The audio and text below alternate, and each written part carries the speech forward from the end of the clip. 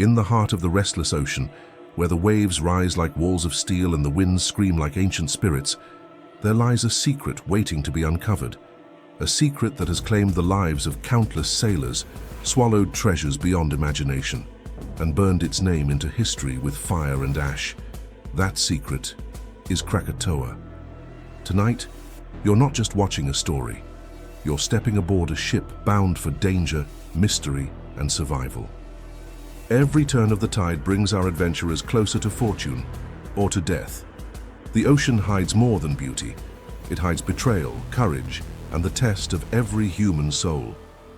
Before we set sail into this epic journey, I want to ask you something. Have you already liked this video and subscribed to the channel?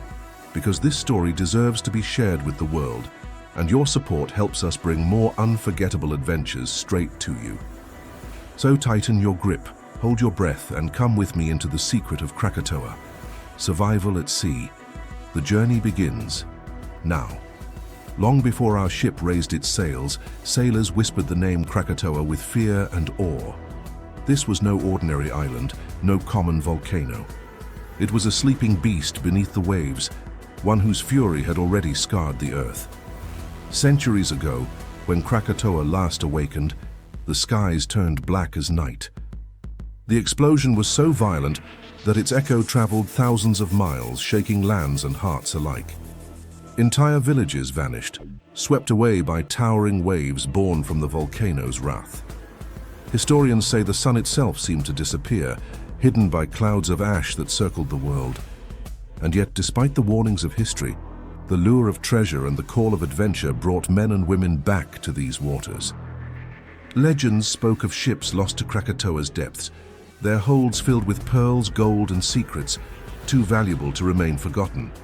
But with every tale of riches came a darker reminder. Whoever seeks fortune near Krakatoa must be ready to pay the ultimate price. Still, our crew has chosen this path. They believe the rewards are worth the risk. The question is, will they survive the journey, or will they become yet another ghost whispered in Krakatoa's shadow? The sea was calm that morning, though every sailor knew it was only the silence before the storm.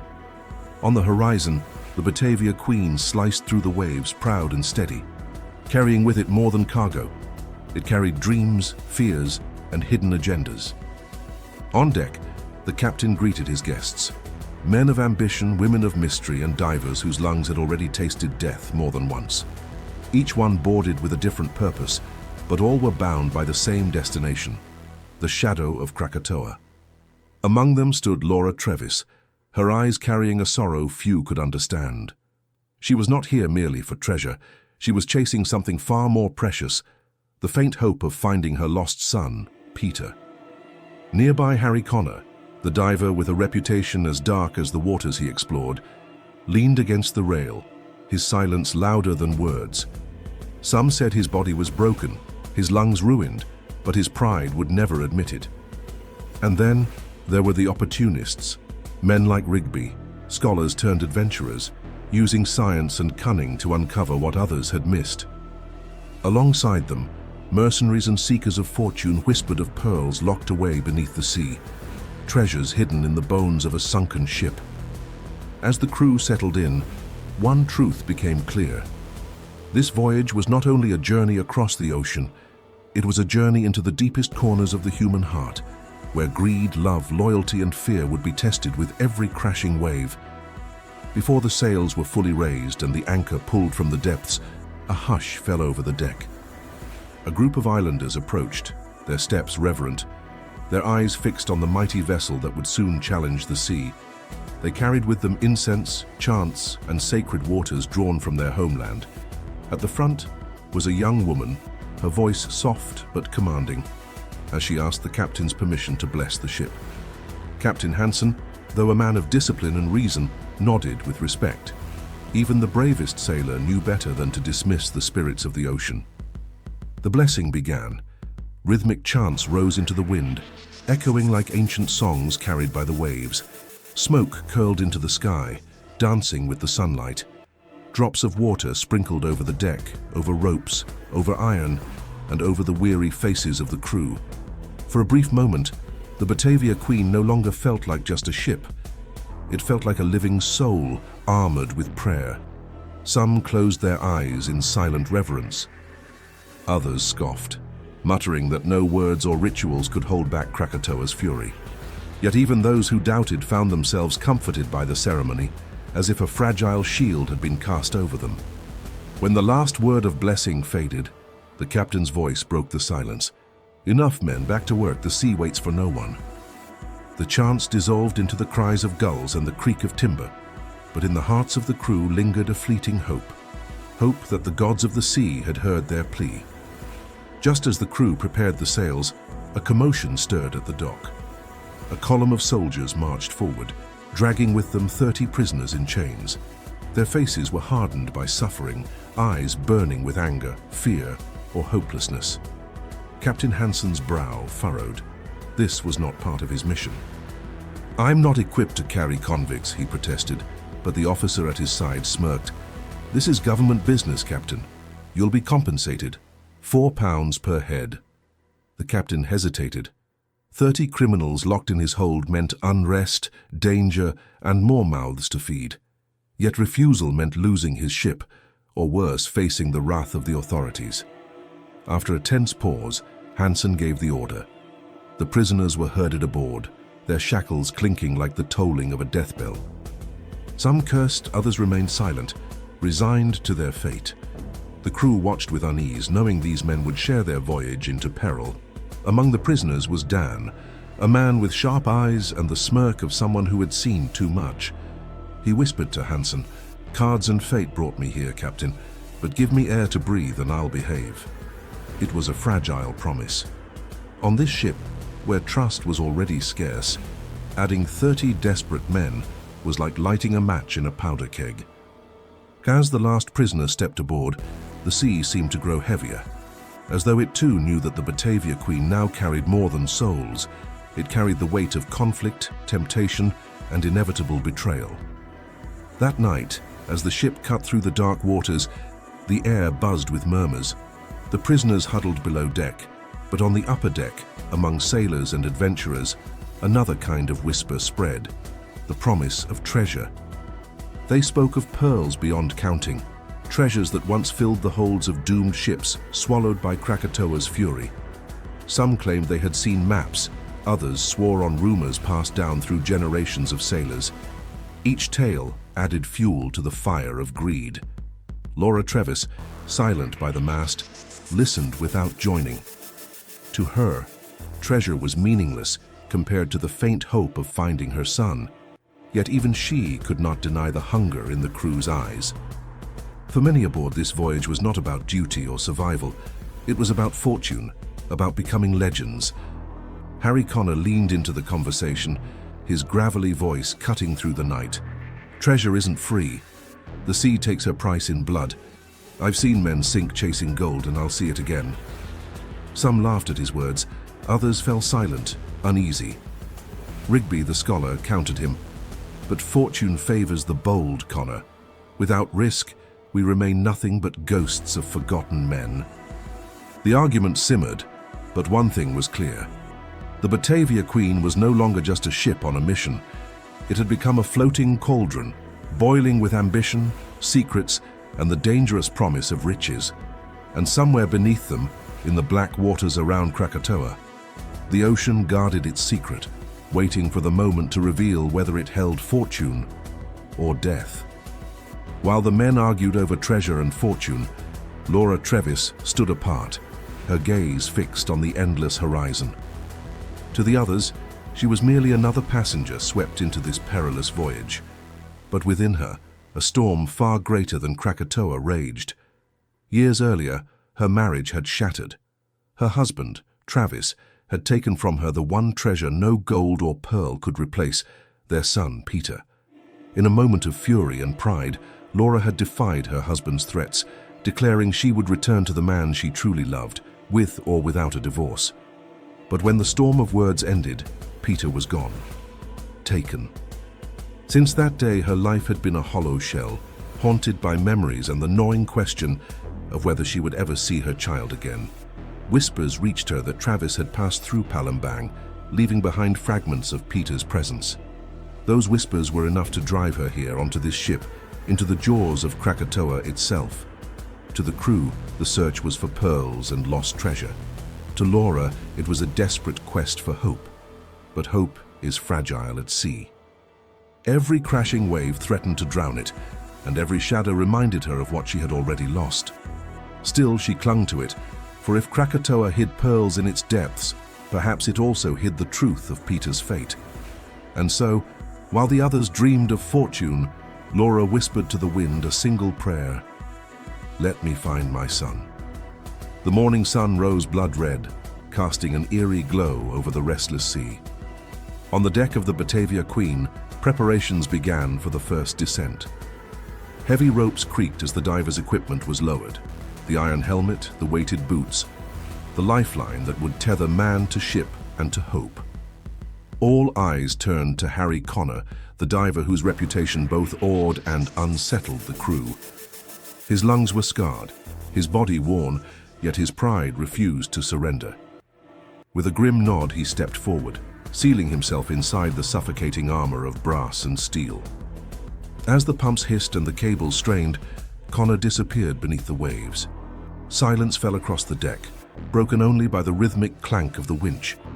Men held their breath, imagining the crushing pressure of 40 meters below, the darkness that swallowed all light, the unknown lurking in the depths. Minutes stretched like hours. Then, a tug on the rope. A signal. The crew exhaled in relief. He had found something. The winch groaned as the line was drawn back, pulling Connor slowly to the surface. But not all was well. When he emerged, his eyes were wild, his breath ragged, his hands trembling. He spoke of shadows moving in the deep, of the wreck's outline buried in coral and sand, of currents that pulled like invisible hands. The men shivered at his words. Was it treasure he had glimpsed, or the curse of Krakatoa itself? One thing was certain: the ocean had begun its test. And with each dive to come, the price of survival would rise higher. As the ship drifted closer to the volcanic chain, the tension on board thickened like the humid air. Whispers spread about Harry Connor, the fearless diver who many now suspected was hiding a deadly weakness. It was Rigby, the scholar-turned-adventurer, who first voiced what others had only dared to think. "His lungs are ruined," he murmured to a small circle of men. "And I've seen it, the green bottles he keeps close. Laudanum, he drowns his pain in it." Laudanum, the bitter opiate, was both medicine and poison. In small doses, it dulled suffering. In the desperate hands of a diver, it became a crutch and a chain. Soon the rumors ignited arguments. Could the crew trust a man whose body was failing, whose mind swayed between clarity and haze?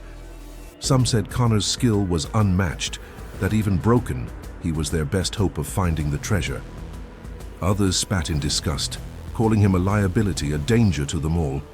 Connor heard the whispers, and his pride flared hotter than the equatorial sun. He confronted Rigby with eyes blazing. "You think I can't do it? That I'm finished?" he growled. "I'll show you the sea still bends to me." But behind the bravado lay the truth. Every dive dragged him closer to collapse. Every breath underwater burned his lungs like fire. And with each secret sip of laudanum, he sank further into dependency. The crew was divided. Trust cracked like splintering wood.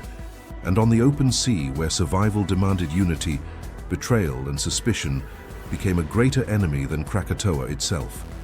The sea was restless that night, waves slapping against the hull as if urging the ship to turn back. Yet at dawn, through the mist and the rolling tide, the divers saw it, the outline of a wreck, deep beneath the waves, half buried in coral and silence. The men leaned over the rails, eyes wide with greed and fear. The lost ship was real. The stories were true. Somewhere in its broken spine, treasure lay waiting. Pearls, gold, perhaps even the fortune Laura's late husband had once promised. Harry Connor descended again, rope straining as his weighted boots sank into the sand of the ocean floor. His lantern flickered through the dark water, revealing shattered timbers, torn sails frozen in place, and a gaping hull like the mouth of a grave. Above, the crew waited breathlessly. Minutes crawled by. Then a signal tug on the rope. He had entered the wreck. Hearts raced. Was this it? The moment their fates would change forever. But even as excitement surged, a shadow fell over them. For in the sea's silence, every discovery carried a price. Would they return with riches or with nothing but curses? And you watching now, what do you think? Would you risk everything? Your life, your freedom, your very soul, for treasure buried beneath a volcano's shadow? Tell us in the comments. And if this story has gripped you so far, don't forget to like and share this video so others can join this voyage with us. The rope jerked violently. The men rushed to the winch, pulling Connor back. When he broke the surface, his eyes were wild. He had seen it. The ghost ship was real, and so was the fortune inside. But fortune, as the sea always reminds us, comes at a deadly cost.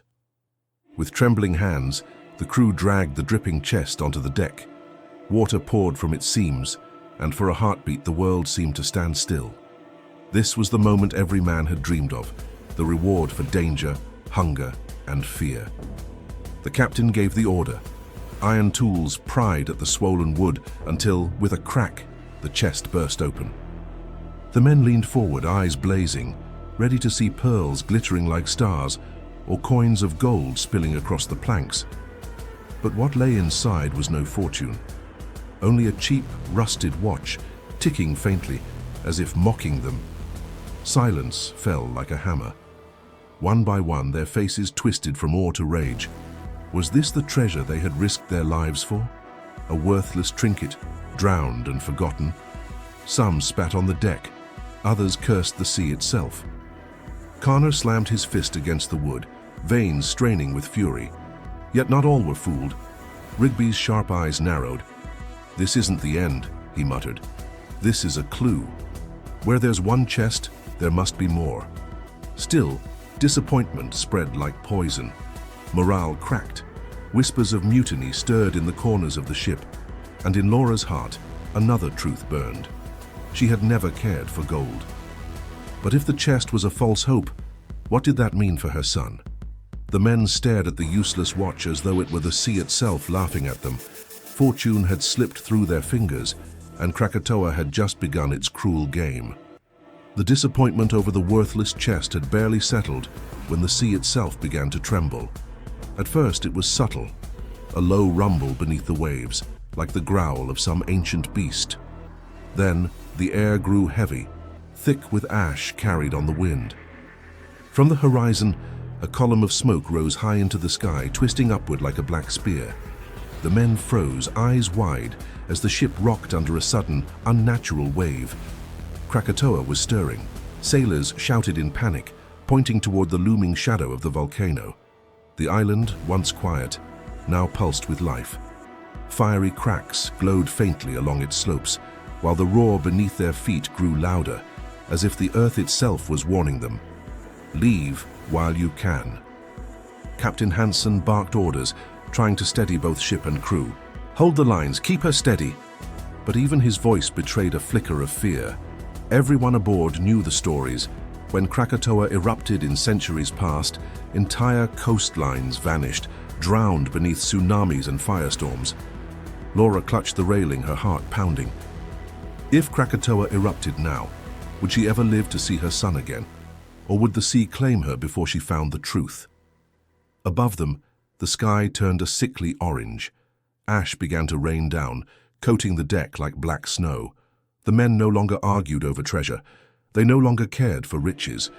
At that moment, every soul on the Batavia Queen feared only one thing: survival. Amid the chaos of Krakatoa's warning, Laura clutched a bundle of old papers she had guarded with her life. In the dim lantern light of her cabin, her trembling hands unfolded a single sheet, a letter, worn and stained by time. It was Peter's handwriting, her son's voice captured in ink. "Mother, I miss you.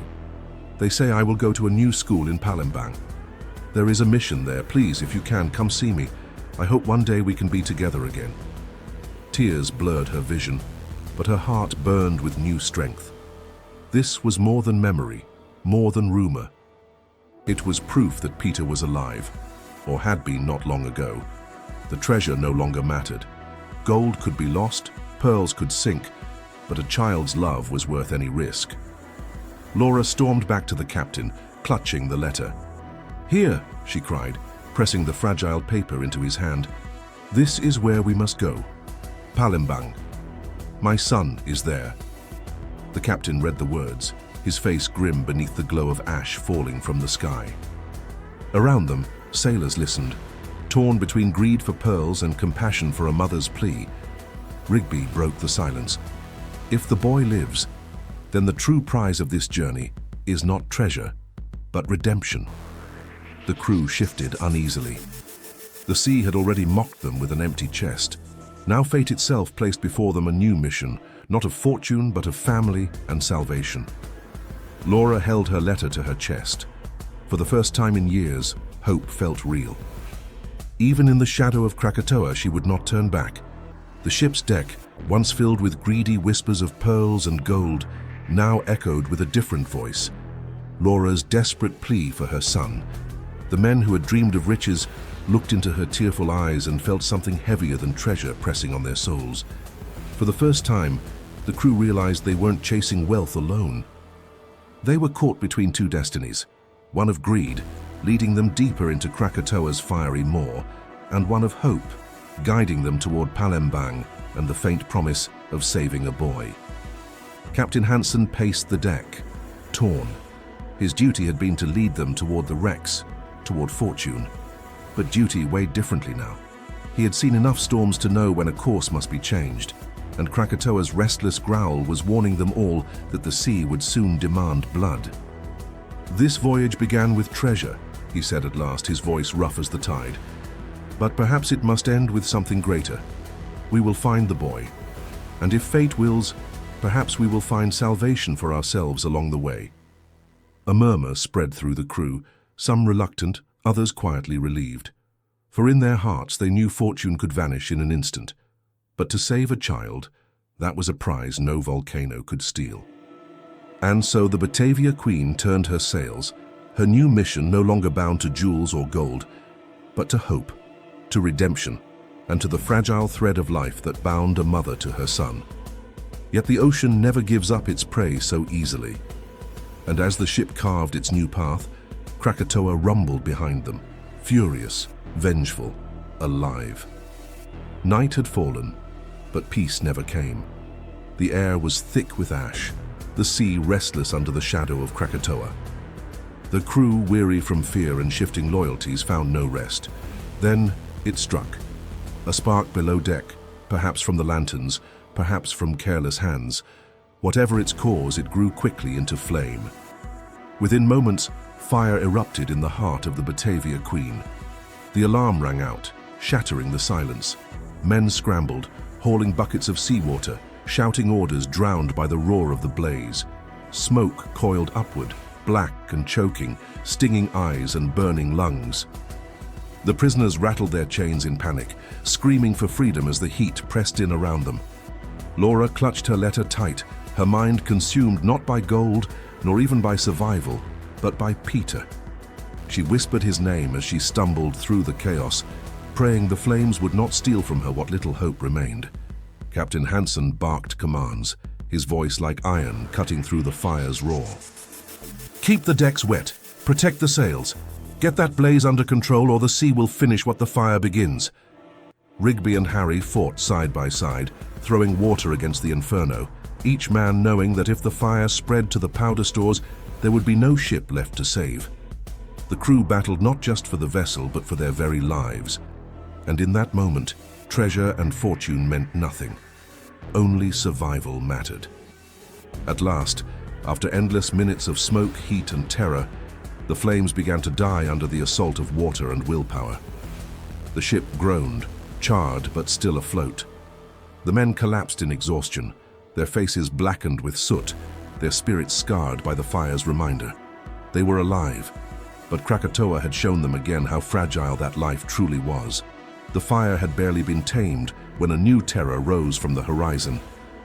Krakatoa's voice thundered across the ocean, a deep, earth-shaking roar that silenced every man on deck.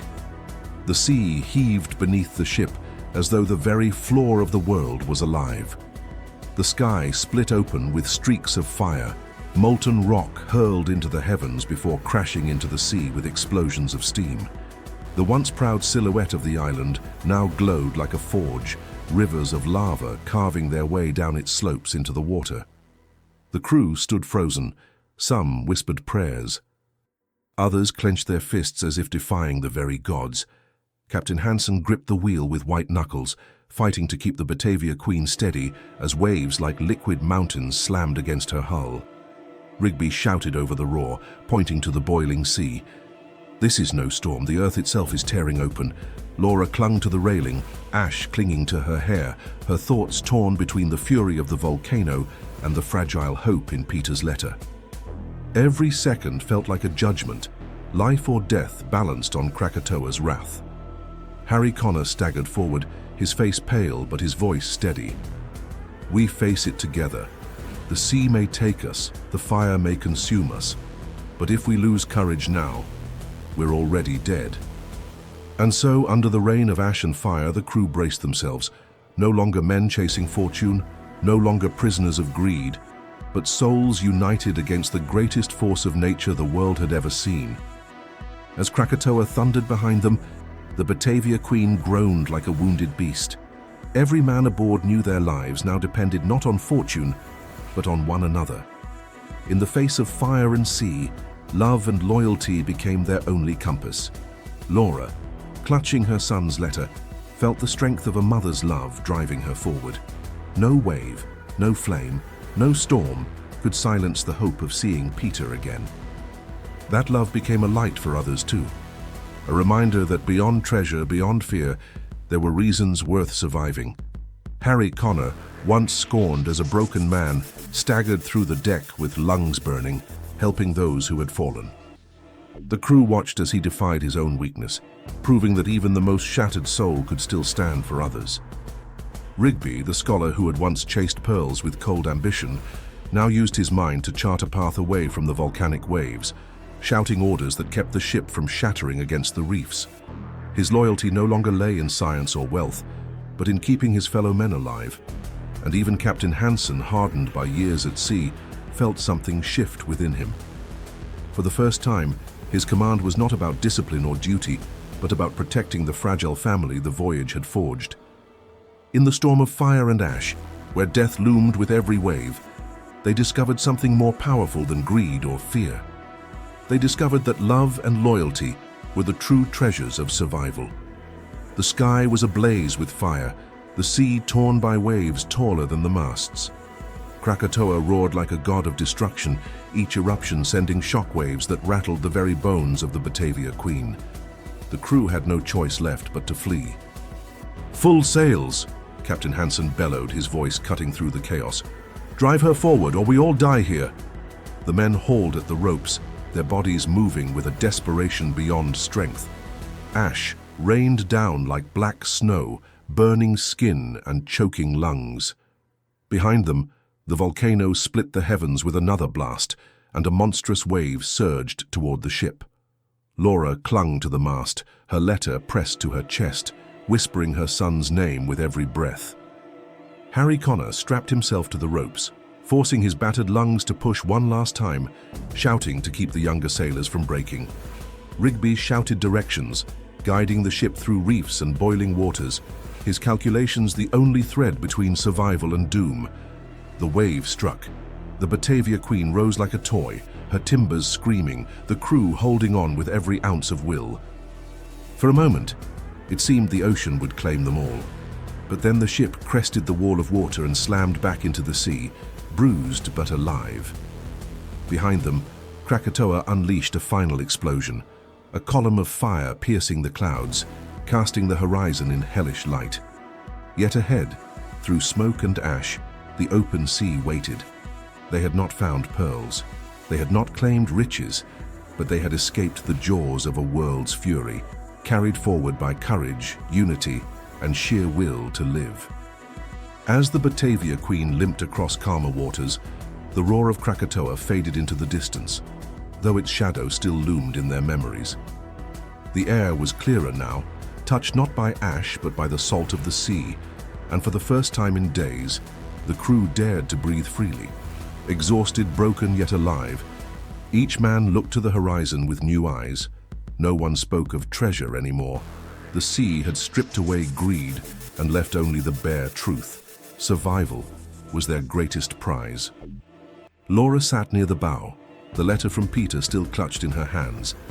Hope flickered in her chest, fragile but unbroken. Somewhere beyond these waters in Palembang, her son might still be waiting. That thought gave her strength greater than gold ever could. Harry Connor, pale and weakened from his battles with both the sea and his own demons, managed a faint smile.